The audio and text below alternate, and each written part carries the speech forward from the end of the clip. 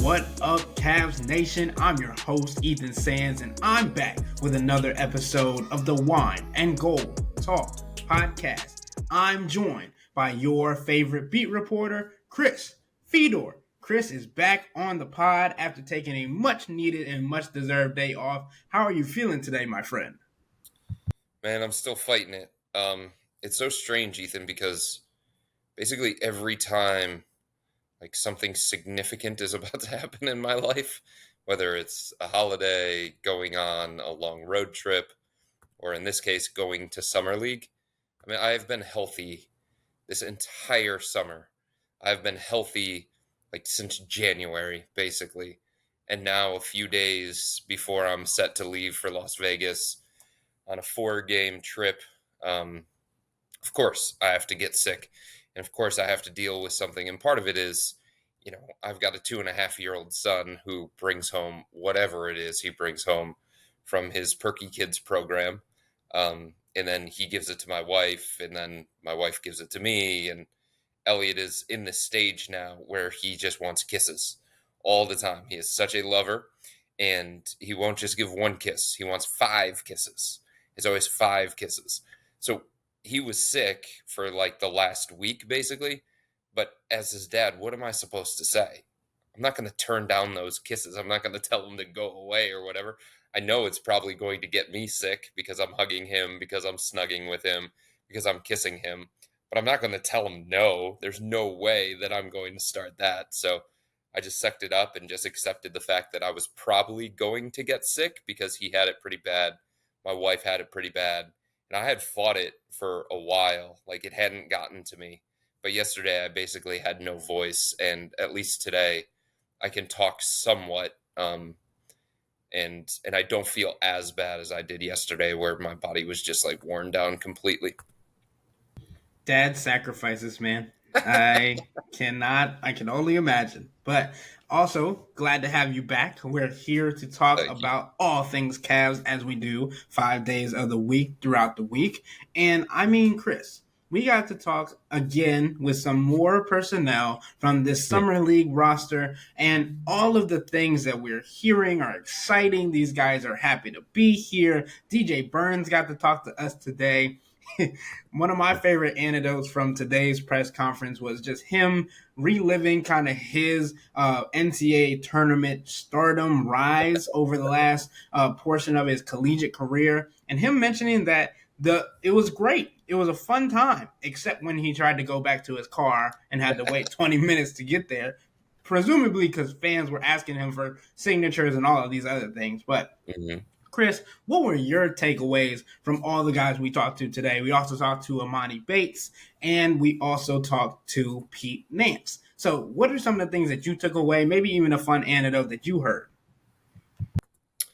Well, I mean, I think the most newsworthy one, if you even want to call it newsworthy, because it was basically nothing in terms of a quote, but, you know, we talked to Emoni Bates, and one of the questions surrounding him is what is his role going to be? Where is he going to be this coming year? Obviously, the Cavs tendered him as a restricted free agent, but it was a two-way tender. So the two-way qualifying offer is a little bit different, and that tells me just kind of how the Cavs are viewing the situation with Emoni, that he still needs to do a lot of work in the G League. They still don't see a permanent place for him on the NBA roster. And I just kind of wanted to get in Amani's head today about like how he's approaching this and what he's thinking mentally coming into this year. Is he going in with the expectation that he's going to compete for a spot in training camp on the every night roster, or is he going in with the expectation of it's cool if I'm playing on a two-way again because I need to do some more development behind the scenes. I need to continue to work through my own mistakes in the G League. I need to learn how to be a pro in the G League and stuff like that. And he basically said, ask my agent.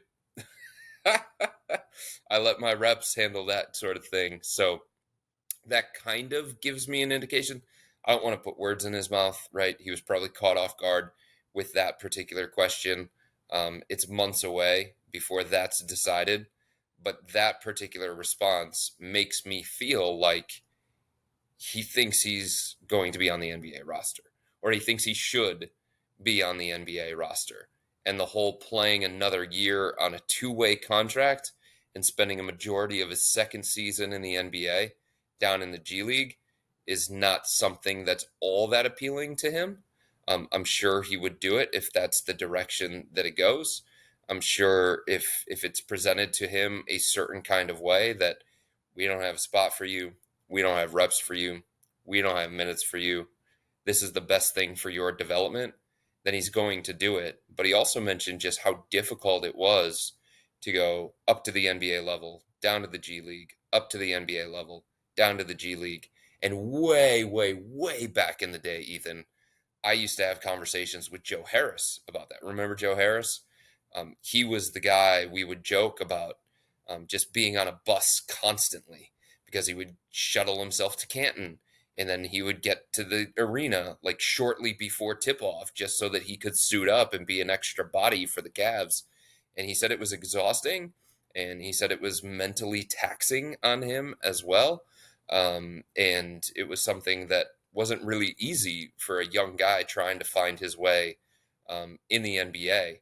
So for Emoni to admit that today and for him to basically say, ask my agent about my situation, I thought that was interesting and pretty telling about where his mindset is, or could be, where his mindset could be, I should say.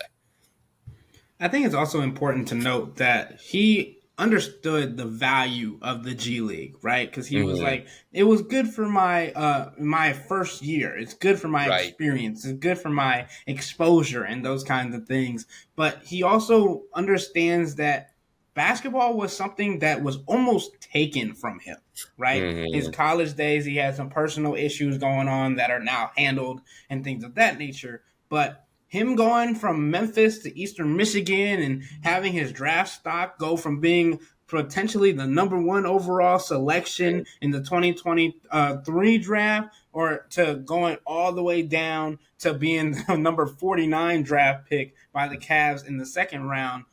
That's what he's kind of reminiscing on. And when I asked him at the press conference today, I was like, do you feel like you have something to prove to doubters or more to yourself? And he said, I'm not proving anything to anybody. I'm just playing the game that I love. And I'm playing for my family, for myself, and for the people that have been Mm-hmm. supporting me. And I think that's a big thing to note.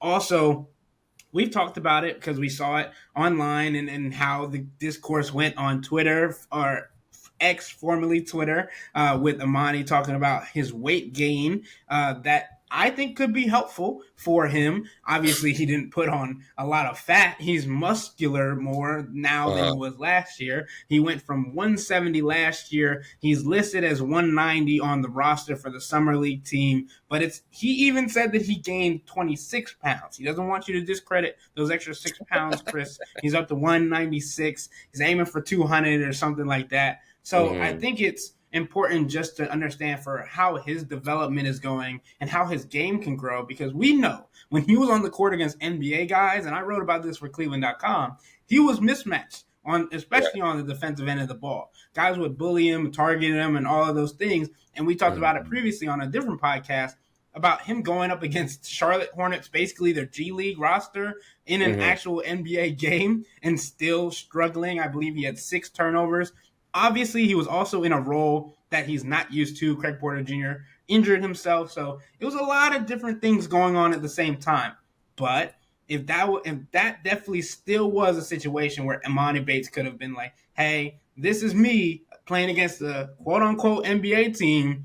Let me show you something." But Yeah. we went through a lot of the different numbers a couple of days ago. But Chris, I still don't think it's realistic for him to want to be an NBA player in his sophomore year. Are Right. you far off from that? No, I'm right there with you, Ethan. He was the 49th pick. It's a deep roster. The things that he does well, or theoretically could do well at the NBA level, I think the Cavs have enough of those types of players. And I also think that they're on the hunt to see if they can improve that spot with more NBA ready guys. And that's the thing, right? If this was a situation where the Cavs were coming off a 22 win season. They hadn't been to the playoffs in back-to-back years. They didn't just sign Donovan to a massive extension, and they weren't coming off an Eastern Conference semifinals appearance. Then you could sit here and you could say, okay, yeah, I mean, like, this could be a training ground for somebody like Emoni. Let him get meaningful minutes on the court, let him get a taste of what the NBA life is like, and what that level of competition is like on a consistent basis, right? And all the things that, Isaac Okoro was afforded early in his career, Darius Garland early in his career, Colin Sexton early before he got traded for Donovan Mitchell. That was a different situation. That was a different team. That was a different timeline. But those opportunities probably would have been afforded to him, because the Cavs at that stage were thinking about development. This isn't a training ground. The training ground, like we talked about, is the G League for this kind of team. You know what I mean? And when you're talking about the 49th pick, and you're talking about somebody who's so young, and you're talking about somebody who's still maturing, both from a basketball standpoint and off the court as well, and still like getting more physical, getting their body to a level that it needs to be, to handle the rigors of an NBA potential season. I just don't think that this is the place for him. I just don't think this is the time for him. And the other thing is, if you're talking about somebody so young, um, one of the things that I think is pretty important to their development is playing time. Like, yeah, I think there's a benefit, sure, to being around all of these pros, and seeing the day to day of Donovan Mitchell, and seeing the day to day of Darius Garland and some of these other guys, Max Strus and George Niang. Um, but like, there's only so much value that a guy can get from that, I think. And I think you have to weigh it against, okay, what's the value that he is getting by getting playing time, by getting opportunities? And it's not the NBA, but it's the G League. And those meaningful reps, those consistent minutes, those opportunities that he's getting in the G League, those seem to me to be more valuable for his development than just having him sit at the end of the bench, not dress in any game, not get any playing time whatsoever, and just be around the team. I think there are moments throughout the course of the season where he is going to be around the team and he's going to benefit from that. But the majority of his development, I think, needs to still come down in the G League. And I think that's the benefit of a two-way, right? We saw it this past season when the Cavs got The to the playoffs. definition of a two-way. Right. But Right. I mean, But because that's you why you they bring implemented that. 100%, 100%, and you he got the opportunity to sit next to Donovan Mitchell, as you mentioned, and all those things. Obviously, Donovan wasn't on the bench too much, but during the playoffs, when the Cavs were in a situation against the Orlando Magic, against the Boston Celtics, and Emoni talked about it today that he watches guys like Jason Tatum and Jaylen Brown and Mm-hmm. guys like that who he got to see up close and personal and how they got to their spots without wasting time, without dribbling the ball into the floor and all those different things. And also, Emoni, the last thing that I'm gonna mention is how he wanted to grow in efficiency, especially on the offensive end of the ball, because we know he has the shot prowess to be able to do that, right? But Yeah. if you look back to this past season, he shot 38.7% from the field and 34.6% from 3-point range. So you gotta raise those numbers if you think you're gonna be able to play in the NBA. Yep. Those were numbers in the G League, right? Against guys that aren't playing as tight, that are waiting to see what move you got in your bag to see if they can steal it. But like that's the kind of thing that those guys are looking at. And if you're putting up those field goal percentages on a whole lot of shots, I mean, he averaged 17.2 shots a game. A lot of You shots. gotta you gotta have a better efficiency for them to be like, okay, we can consider bringing you up to be a scoring threat rather than, oh well, if we bring you up as a scoring threat and you shoot under 40%, are you really a scoring threat? Right. And I'm not sitting here, Ethan, and I'm not making any kind of declaration on Emoni Bates and what his career is going to be or where he's going to go. Because I think it would be foolish to do that. 20 years old, second year in the NBA, late second round pick. Um, but I just wonder in my own mind, is the theoretical idea of Emoni Bates something that is going to be more appealing than what Emoni actually becomes at the NBA level? Because the idea of him is really, really logical, right? He's long, he's athletic, he's got size. If he continues to bulk up and work on his body, he could have strength. He makes scoring look easy at times.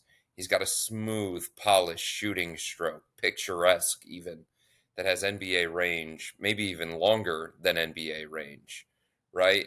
Um, that idea is appealing, and that's part of the reason why the Cavs were like, all right, we'll take a chance at the 49th pick. You know what I mean? Like, let's give it a shot. If it works, it works. If it doesn't, it doesn't. Um, but if he finds his way to becoming an NBA player, then you've got a potential 3 and D type guy in your rotation with some size, with some athleticism, and it's another playable wing. Every team in the NBA is looking for playable wings, including the Cavs. So the idea makes sense. I just wonder in my own head if it'll ever come together. And on the other spectrum of guys trying to figure out their weight journey, Emoni Bates trying to bolster and bulk up this offseason, DJ Burns was slimming down almost as soon as the NCAA tournament came to an end for his NC State Wolfpack. And he's reportedly down 45 pounds. And Chris, I mean, he's tall and he's still got a little bulk Yeah. to him, but he looks like he's slendered down quite significantly from what we've seen on TV. Obviously, the camera adds 10 pounds, but I mean, I think he is a guy that also, I talked about what he said about having to get to his car earlier, but when you think about him being able to fit in potentially to this roster, he talked about why it was the Cavs that he wanted to come be a part of. He liked the organization. Obviously, you mentioned beforehand that he came for a workout, for a pre-draft workout, and he sees the Cavs and how they use their big men, obviously, speaking of Mm-hmm. Evan Mobley and Jared Allen, and that he likes how the Cavs put them in ways to be successful. And that's something that he wants to be a part of. And I think that's really important going forward, depending on how he sees the Cavs and how the Cavs see him. But Chris, what have you been hearing from people inside the organization about what they've been seeing with DJ Burns heading into this summer league season that kicks off on Friday? Well, even going back to his pre-draft workout, the Cavs came away impressed because a guy that size is not supposed to be able to move the way that he is able to at times. He's more nimble than you would expect for somebody that size. And I think the Cavs were also impressed in that pre-draft workout just with how he has transformed his body and the commitment that he has made to remaking that portion of his game. And he knew it. He even said it. He said it was just about timing, needed the season to end, needed the March Madness run to end, and then I knew that it was time to remake my body. And it's easy to say something like that, right? It's harder to do.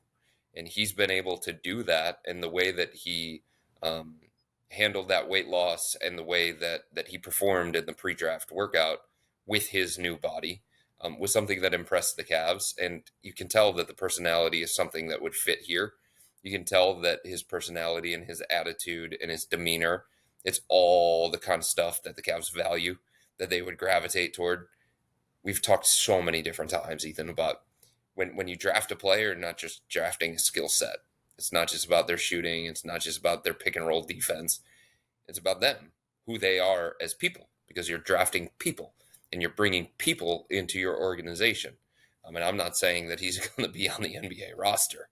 That's not happening. But, even for this kind of situation, you want the right kind of people in your building. You want the right kind of people that you're bringing to Summer League around Emoni Bates, around Craig Porter Jr., around Jalen Tyson. You know what I mean? Um, and DJ Burns seems to be that kind of guy. So they have been impressed with him both on the court and off the court. And there is a skill set there that is relatively intriguing. and he's going to get an opportunity in summer league because Khalifa Diop is not going to play. He's on the roster, but he's not going to play because he's still recovering from an injury. One of the guys that the Cavs drafted in 2022 and they've stashed overseas. So basically, for the big man minutes, it's going to be some combination of, Luke Travers, DJ Burns, Pete Nance, Naquan Tomlin. But the opportunity is certainly going to be there for DJ, and it's going to be about him taking advantage of it. And it's not just how does he look for the Cavs. It's 29 other teams are going to be watching too and saying to themselves, is this guy worth bringing to our training camp? Is this guy worth investing in our G League program and giving him an Exhibit 10 contract or something along those lines? But I can tell you that the Cavs like him. They like the kind of person that he is, and they've been impressed with just how fluid, athletic, and agile he is for such a big guy. I think it's funny that you mentioned how he interacts and how he talks because in his press conference today, although he was very smiley and had a bubbly personality, Yeah, the answers were very quick and short and to the point. business. But business like he was media trained, he knows, Correct. especially with all the stardom that he gained during the March Madness run, he understood what he had to do to get in and out of those press conferences for sure. But I work in Cleveland Clinic to do the work that we do afterwards. I sit in there until whenever the work is done. Mm-hmm. And the room that they stashed them in is right behind where the media sits. Yeah. And my goodness, when I tell you, we do not have to be up against the door to hear what they're saying. These guys are yelling and screaming and goofing Oh, yeah. around and joking and creating a camaraderie that's going to help them when they get to Las Vegas, when they leave tomorrow and start playing on Friday against the Orlando Magic. I just think it's such an interesting dynamic with how some players are very adamant and very upbeat with the media, and then some are very quiet with their teammates, and then some it's the very exact opposite when they're quiet with the media and upbeat and energetic with their teammates. It's just how sometimes it falls. But you also mentioned another guy that we talked to today, which was Pete Nance. And Pete is a guy that I don't think I talked to all that much last year because obviously he was also on a two-way contract as well. But he's also a guy that was just really happy to be there. And I wanted to get more into his contract situation and what he looks like for the Cavs. I believe he signed a two-way contract in February of Mm-hmm. 2024 with the Cavs. But what does that mean for his standing with the organization, Chris? And what do you think the Cavs are thinking when it comes to Pete Nance and his involvement? They obviously like him, right? They brought him here to be part of their G League team last year. Then they gave him a two-way contract. So the idea of him is logical, right? A stretch the floor big man. He can play the four or the five. He talked today about seeing himself more as a five as opposed to a four, but he has some versatility. He can shoot from the outside. He can defend multiple positions. Down in the G League, they played him and Isaiah Mobley together in a two big lineup. Of course they did, because that's how the Cavs operate, apparently. So they played him in a two big lineup. Isaiah's not going to be back with the team. He's going to see if he can make it somewhere else and see if there's a situation out there that is better for him that's going to give him a pathway to play because he does not have that here in Cleveland, not with Jared Allen, not with Evan Mobley, not with some of the other guys that they already have on this roster. And one of the moves that they do want to make still this offseason is a potential third big, or if you want to call it a backup center. Technically, Evan Mobley's the backup center. I think everybody understands that. But on the roster, the Tristan Thompson role, the Robin Lopez role, they still want to fill that this offseason. So there just isn't a pathway for Isaiah Mobley to become the player that he wants to potentially become here in Cleveland. But now Pete, because he played alongside Isaiah, because at times he played without Isaiah. Like he has shown a level of versatility and a level of improvement that is appealing to the Cavs. And I'm told that he is one of the guys under consideration for a two-way again this year. I'm told that the Cavs have not determined yet what they're going to do with their 3 two-way spots. They have some guys in mind, but they're going to let this thing play out a little bit more throughout the summer and see if there's somebody on a team that gets cut, somebody that they've had their eye on in the past, and there's just not enough room for that guy or something along those lines. But internally, the guys that are being considered for two ways, from what I gather, Emoni, obviously, and Pete is another one. Depending on how he looks in summer league, depending on how he continues to progress, is going to be a good opportunity for Pete, because if you think about last year, he was just kind of like a late addition, a throw in to the summer league team. He didn't get a whole bunch of playing time. Now he's going to get a whole bunch of playing time. He's going to get a big opportunity. He's one of the linchpins of this summer league roster. He's one of the mainstays, one of the holdovers from the roster. So how does he look at summer league? That's going to play into it. How does he continue to progress this offseason with the things that the coaching staff has asked of him, that the front office is asking of him in terms of his development? But Pete, Emoni, and then Naquan Tomlin, I'm told, is somebody that the Cavs are intrigued with. And he's also in the conversation, in the theoretical conversation, for that two-way spot. Again, they have three of them. They're going to be judicious. They're probably not going to do like all three bigs on a two-way. You know what I mean? They're trying to avoid the redundancy of the position, just in case they have to use the guys throughout the course of the year, the way that the Cavs used Pete, the way that the Cavs used Isaiah toward the end, the way that the Cavs used Craig Porter Jr. for a big bulk of it. You know what I mean? So you want, maybe if you can, spread it out that way. One guard, one forward, one big man, something like that. Maybe two guards and a big man, maybe two bigs and a guard, something like that. So I think they're going to try and spread it out positionally like that. And obviously Pete and Emoni are the front runners for that. But there is intrigue with Naquan Tomlin, the guy that they invited, the undrafted guy that they invited. I'm not saying that he is this year's Craig Porter Jr. or something like that. But if he plays well at Summer League, I think he will have a shot to get a two-way contract with the Cavs. Yeah, and I mean, it wasn't just all talk when it came from Pete Nance about his shooting ability being at his size. I mean, he's 6'10", and he was able to shoot 36.4% from beyond the arc that last season on 5.8 attempts, so around 6 attempts. That's a good amount and a Pretty good percentage for a bigger guy and someone good. that he looked at. I think he was giving all the right answers for a guy that wants to be a part of the Cavs, but also understands that it's more likely that he's going to be on the G League roster.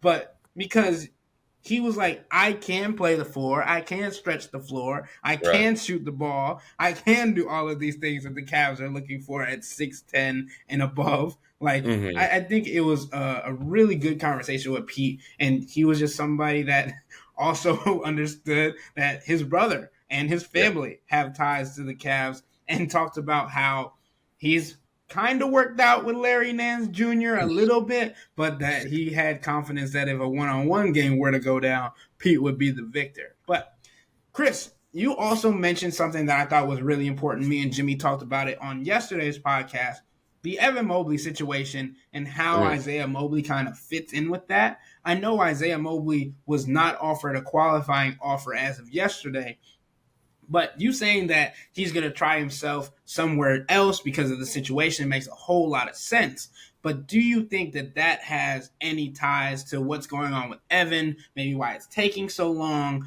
Maybe why he was trying to get things worked out with his brother? I don't know. Because we know that they are two peas in a pod and are Mm. usually always together. Yeah, I don't think that has anything to do with, if you even want to call it a delay. Can we call it a delay? I don't think it's really a delayed thing when it comes to, Evan getting this rookie scale max contract extension. I just think some of these things can get a little bit more complicated. We talked a few times how the Donovan Mitchell one was very, very straightforward, right? There was the financial number that was in place. It was either going to be 3 years or 4 years. The only question was that, and are they going to attach a player option? So the other stuff built into the contract just was so straightforward. I think this one's just a little bit trickier because you have different language that you're building into a contract to improve the financial value over the life of it with all NBA, with all star incentive, with I don't know what else they want to throw in there, a trade kicker, um, increases and when those happen and the percentage of those things. And I just think there are a bunch of nerdy type salary cap related stuff that the two sides are working through right now, still working through, so that the Cavs can get a contract that is best suited for them, and so that Evan can get a contract that is best suited for him, and trying to find a little bit of a middle ground and a little bit of a compromise. I don't think, from everything that I've heard, I don't sense that there is any concern that this is not going to get done. From everything that I've heard, both sides are motivated to get it done. Both sides believe that the rookie scale max is the right valuation for somebody like Evan. It's not so much about what he's already accomplished in his career, but what the Cavs expect him to be. They're paying him for what they expect him to be, a franchise pillar that is going to be one of the most important players in this organization if they're going to win a championship, if not the most important player in the organization if they're going to win a championship. So the way that the Cavs continue to look at Evan has not changed. The way that Evan has looked at this organization has not changed. And I think it's just a matter of time before this thing gets done. Yeah, and I mean, we talked about it with Jimmy yesterday. We don't think that Evan Mobley is the type of guy to be like holding grudges against the Cavs. He's very quiet and he's gonna do his own thing. And I think he also believes in his older brother that if he wants to go do something, that he'll be able to accomplish it on his own right, not having to get it on the coattails of his own career. But the other thing is when we talk about the details coming into Evan Mobley's contract, other guys are also getting contracts, and he's definitely probably thinking, well, if this guy got this, what do you value me at compared to them? So Franz Wagner signed a rookie maximum contract that was Yep. on 5 years for $224 million that could become worth as much as $269 million. Mm-hmm. And then Scotty Barnes was also a guy that made a big splash getting a contract that could earn up to $270 million. Like, Mm-hmm. now, obviously, I believe Scott, if I'm not mistaken, Scotty Barnes was Rookie of the Year his first He year in was. the league. Yep. So, and obviously, Evan Mobley made first team All Defense his first year, so that Mm-hmm. kind of gives him a little bit of an incentive. But I think it's really interesting to think about what Evan Mobley's value is for this team and what they're going to put a price tag on, because money and worth for a team may not be the same thing. Yeah, I mean, I think it's a fascinating question. And I think part of it, honestly, Ethan, is tied to how do they view Jared Allen? What's the future of Jared Allen? Do they consider Evan Mobley and Jarrett a package deal for the life of this contract or close to the life of this contract? Or do they look at it and say, all right, eventually, and maybe soon, we're going to make Evan the full time center? And we're going to put him in a different situation offensively, and we're going to put him in a different position offensively. We're going to prioritize him a little bit more within the offense. I just think it becomes a little bit more complicated when Evan and Jarrett are there together. Um, because the value of Evan for the future is obviously so much higher than Jarrett, because of what Evan can be. Think about it: the size, the length, the athleticism, the potential as a shooter, the potential as an offensive force. And he's already what? One of the five best impactful players on the defensive end of the floor in the entire league. Bam, Wemby, Rudy. He's right there. He's in that same conversation. That is an incredible thing to think about. But that's the way that he has impacted this team on the defensive end since he was drafted. And that's the kind of player that he is. But then you talk about the offensive end, and you just wonder, or at least I wonder, is he ever going to get to the ceiling offensively, to the place offensively that the Cavs want him to get to, that the Cavs believe he can get to, and maybe that the Cavs need him to get to? If he's going to continue to share the floor and occupy the same space within the court as Jarrett. I just think there are stylistic complications that come with playing those guys together. And look, I get it. It's a 48-minute basketball game. And you can stagger those guys. And you can split them up.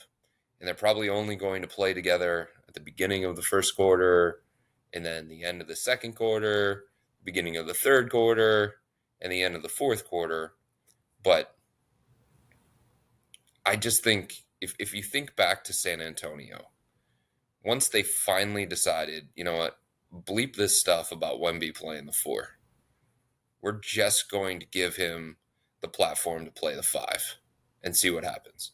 We're going to give him the freedom. We're going to give him the space. We're not going to have somebody get in his way. We're not going to have the court as congested. And then he became an alien. And it's very similar with Chet Holmgren, right? And I just wonder, like, can Evan get to that point if he just doesn't have the freedom, if he just doesn't have the space on the offensive end? Because, you know, Jarrett is there. And right now, for this team currently, they need the things that Jarrett can bring. Because the things that Jarrett can bring, they're a little bit more consistent at this point than Evan. They're a little bit more polished at this point than Evan. And they're a little bit more valuable at this point than Evan. But the future conversation is Evan by a mile, or at least Evan significantly. Right now, Jarrett. Jarrett's probably more indispensable. Jarrett's probably more valuable. So it's like a complicated conversation of, like, how do you just move on from a guy in Jarrett that is that valuable to the team's success, that is that important to everything that they do offensively and defensively, even if there are some stylistic conflicts between him and Evan? I don't know what the right answer is, to be perfectly honest with you. And I think the Cavs are trying to figure that out too. Yeah, and I mean Jared, I believe, has 2 more years on his contract. He'll be He's with also his extension contract. eligible if they want to go that direction.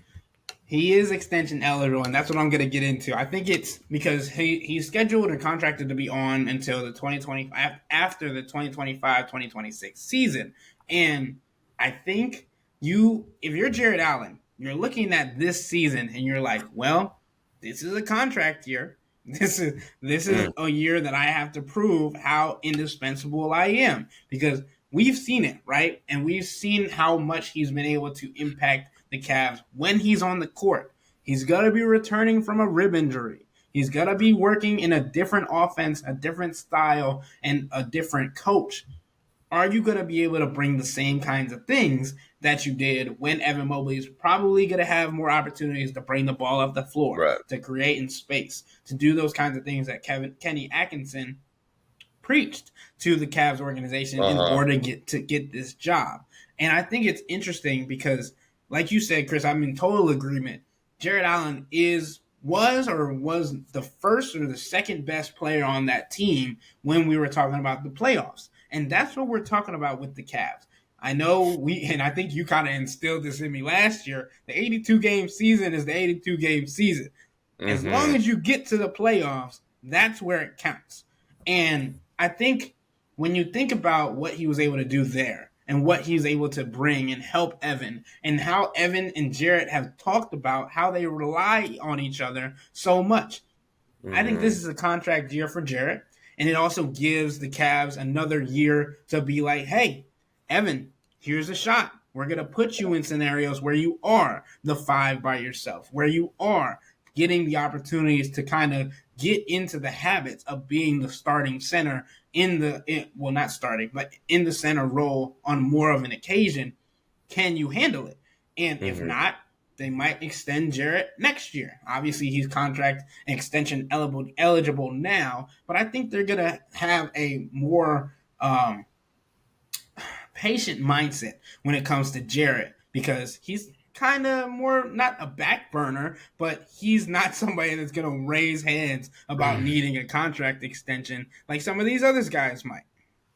Yeah, and you brought up Evan in the way that he played in the playoffs. That came without Jarrett, right? I mean, that was a different role for Evan. They gave him the ball in different spots. They used him in a different kind of way. Think back to Game 5. Game 5 against the Celtics, Eastern Conference semifinals. Man, what a performance by Evan Mobley. That was dominant. That was two-way dominant. And I know Porzingis wasn't there. And it was Al Horford, and it was Luke Cornett, and it was Xavier Tillman Sr. But the way that the Cavs were able to use him, they got him the ball in space. They got him the ball on the move. They got him the ball in the pocket. They got him the ball in face-up situations, in the post. Like, are those same touches, are those same opportunities available? Can they even use him that kind of way if Jared's out there? I don't know. Like, the defense obviously can collapse and they can guard it a different kind of way. But when Evan's at the 5 and he's surrounded by spacers and shooters and playmakers, it's a different way that the defense is going to approach that. The things that they're able to do defensively when Jared and Evan are on the court together, man, it's very, very different. It's very, very different than what we saw with Boston in Game 5. And the other part of it is Boston is very, very switch heavy. So there were matchups that Evan could certainly exploit in that particular series. But there were moments throughout the Orlando series when Jarrett wasn't available, where Evan was able to be used in a certain kind of way that probably made him a little bit more comfortable and probably made him a little bit more confident. And I'm not saying that Evan is looking at the situation saying, well, it's got to be me or Jarrett. You know what I mean? I don't think he's at that kind of point. But there's just a wonder within the organization, and there's a wonder that I have about, is Jarrett best for Evan? And is Evan best for Jarrett? And are they at their best together? And I don't know what the right answer for that is. And look, Ethan, if Evan becomes a more reliable perimeter threat, a more reliable shooter, and somebody who is more comfortable in working at other spaces on the court that aren't occupied by Jarrett, a similar player to him, then this is a different conversation. Then the status quo changes. But right now, Jarrett is still most comfortable operating in the same space on the floor as where Evan is most comfortable, and how they're used and how they can attack on the offensive end. Like all those things that we were talking about with Evan and how he was used in Game 5, on the move, in the pocket, those kinds of things. That's how Jarrett likes to play too, offensively, when he's not being a lob threat. So it's just something that I continue to go back to. And I know Kenny Atkinson has a plan for both of them, but if you're the Cavs, and you're all of a sudden having these kinds of conversations about rookie scale max for Evan, extension potential for Jarrett, you have to start thinking about these things. You can't just bury your head in the sand and say, it doesn't matter, we'll just play them together. You know what I mean? You have to think through every possible scenario. You have to think through every possible lineup combination. And you have to start thinking about what's best for Evan, what's best for Jarrett, what's best for them together, or is it best for them to be apart? And if you're not thinking like that as an organization, when these critical decisions are coming in the same offseason, then you're doing yourself a disservice. And I think I want to do one cleanup thing because I think I might have said Evan Mobley was the first or second best player for the playoffs, but originally I was trying to mention Jarrett Allen. It was Jarrett. Like that. That's right. What I meant to say. I don't know if I said Evan at the beginning, but Jarrett Allen, especially in that Orlando Magic series before he got injured and couldn't play for the rest of the series or the rest of the playoffs, he was the best player on the court. And that included with Donovan Mitchell being on the floor as well because of how much the guard play was so pivotal for guarding Donovan Mitchell and how Right. Darius Garland's play affected Donovan as well. But speaking of that series, you mentioned something that made me kind of laugh in my chair a second ago when you said that Evan Mobley had some matchups that he could take advantage of. And I just thought back to when the Magic was throwing Cole Anthony at Evan Mobley. And Yeah. I literally went into a press conference with Jamal Mosley and I was like, hey, do you really think like that is an advantageous matchup for you Right. guys? I know Evan's not like the biggest guy strength wise, but Right. he is a good like almost foot taller than Cole Anthony. And the entire press room kind of just started laughing. And I was like, I don't know if y'all are laughing with me or at me, but Yeah. I just want to know what's going through y'all minds. And he said, well, it's probably based more on switches. And I was like, I don't know if I've seen enough switches to say that that was why he was consistently on him, but Yeah. He also it's an said advantage. that they did things incorrectly. He also did say that. He said we got caught in um some some some poor communication, or I forget how he phrased it, but he basically said that that wasn't supposed to happen that kind of way, and we saw why it happened that kind of way. It was very similar to at times when Jared Allen ended up out on the perimeter. Like, yes, part of it was the rotations and part of it was some strategical thing, but that was also, the Cavs effed up on the defensive end of the floor. And when Cole Anthony was dealing with Evan Mobley at times, they screwed something up schematically. I think that's pretty clear. Yeah, and the last thing I want to talk about with you, Chris, is some news that came out of Team USA today about Mm, Kawhi Leonard, one not being able or not going to go and play after being a part of training camp for the last few days, and they're literally playing Team Canada right now as we're doing this podcast. And instead of going in Kawhi Leonard's place, Derek White is replacing Kawhi Leonard. And Jaylen Brown took to social media to be like, interesting. And Twitter, X, whatever you want to call it, kind of went up in flames talking about, is this chemistry from the defending champs? Is this how it's gonna be next season?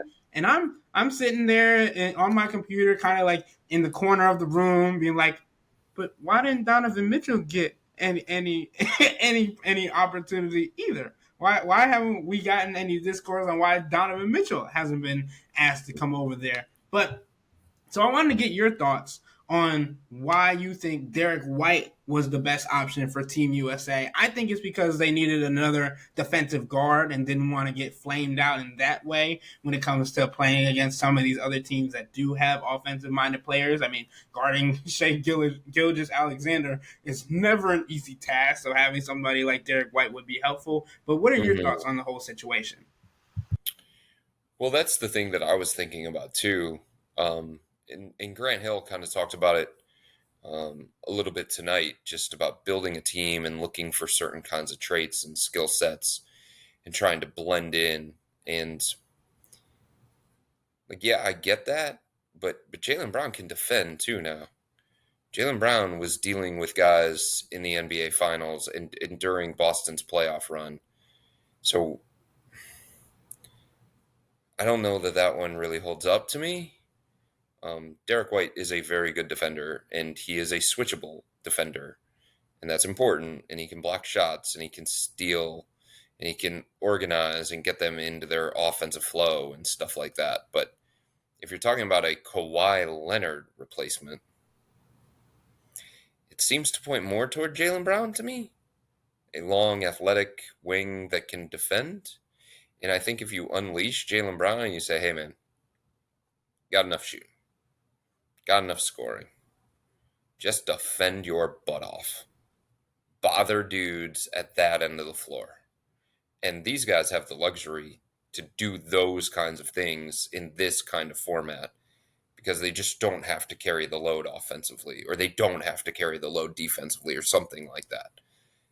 they can just become specialists in Team USA. So unleashing Jaylen Brown as a defensive specialist, a la Kawhi, seemed to be logical to me. But like, Derek White has a bunch of experience with Team USA. There's always politics involved.